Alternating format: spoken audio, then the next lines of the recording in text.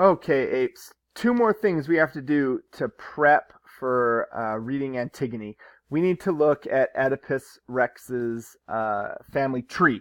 Now, what you need to understand is that this family is cursed. And the reason they are cursed is because of what Oedipus did. It doesn't seem very fair because Oedipus was just this guy that was walking around, and it's not his fault he killed his father. He didn't know it was his father, and it's not his fault that he had children with his mother. He didn't know. He left when he was a baby, right? They put him on a stick and then sent him away to Corinth. So it's not really his fault, but yet it's still his fault because he is who he is, and the gods cursed him, and that's just how it is. So this is the family tree. We have Oedipus, and we have Jocasta, and then Creon is Jocasta's brother, and he's going to be really important in the play, so I put him over here on the side. They had 4 children. They had 2 boys, 2 girls. So the boys are over here, girls are over here. And this is the order in which they were born. And remember, in royal families, order of birth is really, really important, and also whether you're a boy or a girl. So the firstborn son is Eteocles, and the second is Polynices. And then we have the eldest daughter is Antigone. It's not Antigone, it's Antigone. And we have Ismene. So those are the 4 children. Ismene is our second daughter. And what's really important to understand is before the opening of the play, Creon has been acting as the king regent of Thebes while these children came of age. Because when the end of Oedipus Rex happens, Eteocles is like 13, Antigone's just a little girl, right? And they grow up through Oedipus at Colonus. But now, right at the beginning of Antigone, right before Antigone starts, Eteocles is ready to take the throne. He's old enough.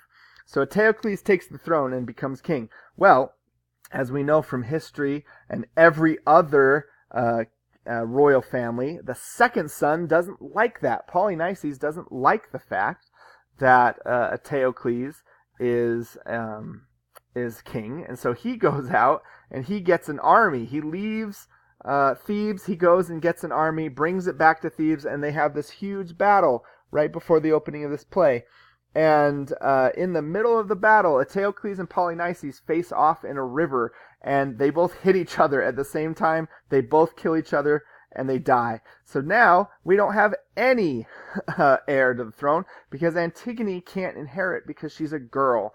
And so the crown, since it was in Oedipus's family line and there's nobody to inherit anymore, it goes to Creon at the beginning of the story. And so that's where we open, is quite literally, it is the morning after this battle happens where Eteocles and Polynices kill each other, and then we're opening in on Act 1, Scene 1 of Antigone. Actually, no Act 1, just Scene 1. Then we need to go through the cast list. So these are the characters that are in the play. Of course, we have Antigone and Ismene. They're the daughters of King Oedipus. Antigone is very headstrong. She doesn't act like a woman should act in this time period.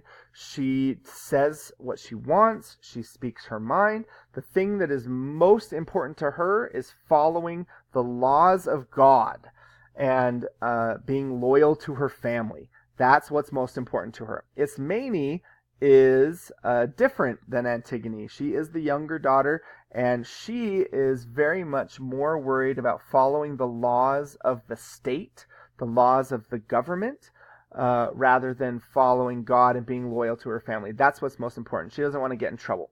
Creon is our king, and he is, like I said, he took over because nobody in the Oedipus family line can be the ruler anymore. So he has been ruler, but now he's like really legit ruler. That before was just a tryout.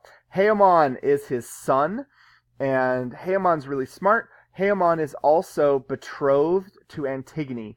And I know that seems really weird to everybody, and all these Greek stories are all about incest and everything, but out of everything that we've talked about in Oedipus Rex and the Oedipus story, this is the least scandalous out of all of it, right? Because it's okay to marry your cousin, but it's not okay to have children with your parents. So that Greek, right? The Greeks. Then we have the blind prophet Tiresias. Tiresias comes up in all of these plays. He's been around forever.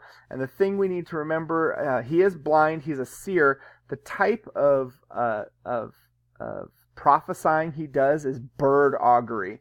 And so what he does is he has this place in his home where he has a big cage, and he stores all these birds, pigeons, ravens, crows, all sorts of stuff.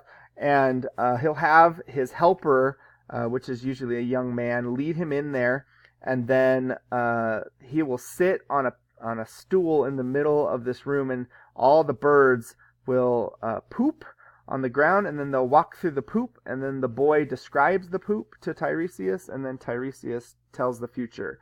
So he bird augury, right? Then we have Eurydice. Eurydice is Creon's wife, and Creon is not her first husband, so that's important. The Choragus we talked about is the leader of the chorus. He's like the mayor of the town, so he has his part. And then we have a sentry and a messenger. So those are the characters. And now you are all ready to go for reading Antigone.